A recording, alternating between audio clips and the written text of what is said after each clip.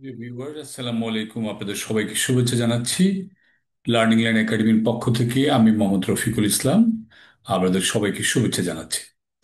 আমাদের আজকের camps exam preparation series আলোচনায় আমাদের আজকে থাকবে আমরা ব্যাংক এবং আদার যেসব ডিপোজিটরি ইনস্টিটিউশন আছে বা ফিনান্সিয়াল ইনস্টিটিউশন আছে সেগুলোর মাধ্যমে কিভাবে মানি লন্ডারিং হওয়ার সম্ভাবনা আছে এবং সে ব্যাপারে আমরা ওয়েগুলা স্টাইলগুলো মিডিয়ামগুলো সম্পর্কে আমরা জানতে চেষ্টা করব।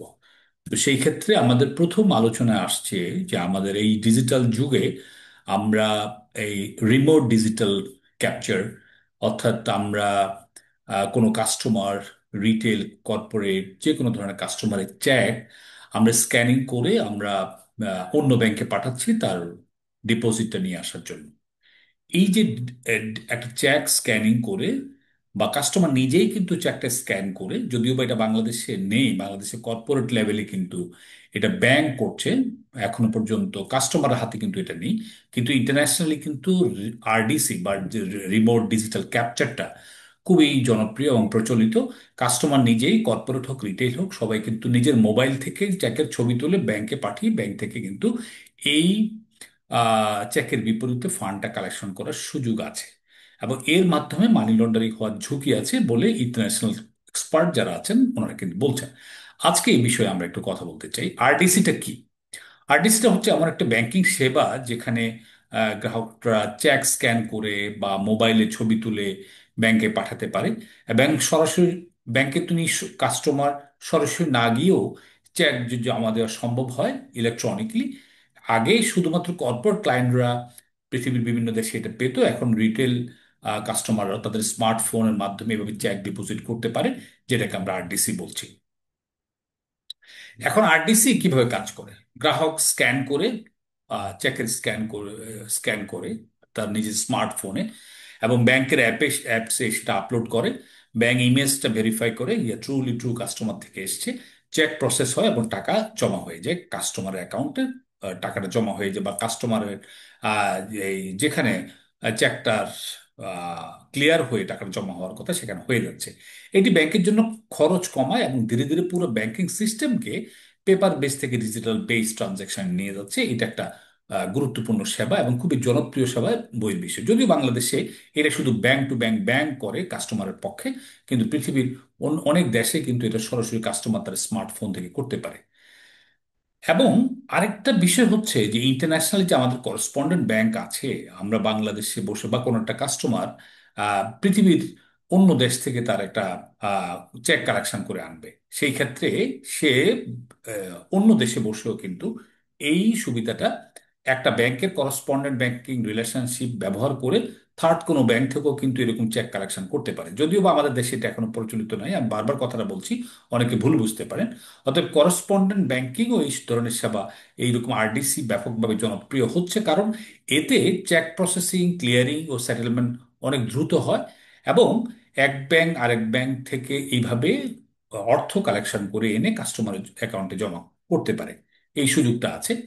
এবং এখানে এই ধরনের আরডিসিতে বা রিমোট ডিজিটাল ক্যাপচারে বা স্ক্যান করে চেক পাঠিয়ে টাকা কালেকশন করা, অর্থ কালেকশন করা, এইটাতে মানি লন্ডারিং রিস্কটা কোথায় আমরা একটু আলোচনা করতে চাই।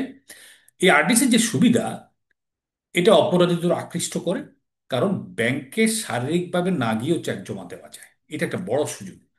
মানি লন্ডাররা একাধিক মোবাইল স্ক্যানার ব্যবহার করতে পারে, অন্যদিন দিয়ে চেক জমা করাতে পারে এবং স্যাংশন দেশে ট্রানজ্যাকশন প্রসেস করার অপব্যবহার করা সম্ভব বলছে এক্সপার্টরা এই পদ্ধতির মাধ্যমে। এবং উপযুক্ত কন্ট্রোল না থাকলে এই চ্যানেলটি মানি লন্ডারিং এবং স্যাংশন ভায়োলেশনের বড় একটা ঝুঁকি থাকতে পারে এখানে যদি কোনো গেট কিপিং এর ব্যবস্থা না হয়। এবং সর্বোপরি মানি লন্ডারিং থেকেও বড় ঝুঁকি হলো ফ্রড। আরডিসিতে বা রিমোট ডিপোজিট ক্যাপচার এই পদ্ধতিতে মানুষের হস্তক্ষেপ কম বলে অল্টার চেক ধরা কঠিন। একটা চেকে একাধিকবার জমা দেওয়ার সুযোগ থাকে এবং পৃথিবীর বহু জায়গায় এই ঘটনাগুলো ঘটেছে। ফ্রড সাধারণত ঘটার পর ধরা পড়ে, আগে রোধ করা যায় না, আগেই কিন্তু যা হবে তা হয়ে যায়, অ্যাকাউন্ট থেকে টাকা চলে যায়। তো ব্যাংকে আরডিসি নিরাপদ করতে যা যা করতে হবে এই বিষয়ে যারা আপনারা মানি লন্ডারিং নিয়ে কাজ করেন বা মানি লন্ডারিং রিলেটেড ডেস্কে কাজ করছেন, ফ্রড মনিটরিং এবং অ্যান্টি মানি লন্ডারিং মনিটরিং এর সাথে RDC data integration is very important এবং ভেরি টাইম ডিমান্ডিং। এবং এই এই যে রিস্ক মিটিগেশনের জন্য সিকুয়েন্সিয়াল চেক নাম্বার, যে একটা চেক আসছে সিরিয়াল চেক, মাঝখানে যদি একটা দুটো না আসে তাহলে সেখানে gatekeeping red flag raise করার ব্যাপার আছে।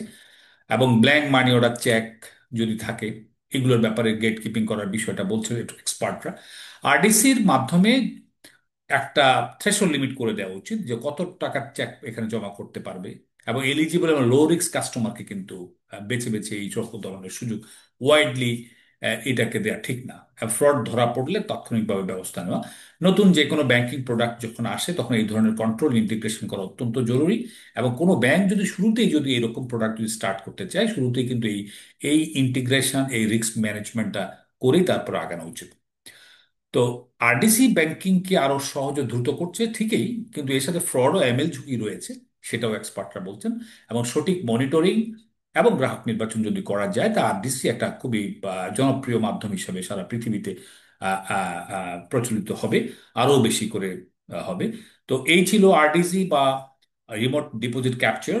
এটা একটা পদ্ধতি, ব্যাংক এবং ফিনান্সিয়াল ইনস্টিটিউশন করেসপন্ডেন্ট ব্যাংক ব্যবহার করে রিমোট এরিয়া থেকে বা রিমোটলি বা দূরবর্তী কোনো ব্যাংক থেকে অর্থ কালেকশনের একটা মাধ্যম। এটাতে মানি লন্ডারিং ঝুঁকি আছে, সুবিধাও আছে, এবং কন্ট্রোল মেকানিজম যদি আমরা রাখতে পারি, এটা খুবই জনপ্রিয় একটা মাধ্যম হবে। ব্যাংকার, উদ্যোক্তা কিংবা ছাত্র সবার জন্য এই বিষয়টা খুব গুরুত্বপূর্ণ। আপনারা আশা করি আমার চ্যানেলটা সাবস্ক্রাইব করবেন। আজকে এ পর্যন্তই। পরের ভিডিও দেখার জন্য আমাদের চ্যানেলটি সাবস্ক্রাইব করে রাখুন। আমরা আলোচনা করছি ক্যাম্পস এক্সাম প্রিপারেশন। আপনারা আমাদের সাথেই থাকুন, অন্য কোনো ভিডিওতে আবার দেখা হবে। আসসালামু আলাইকুম।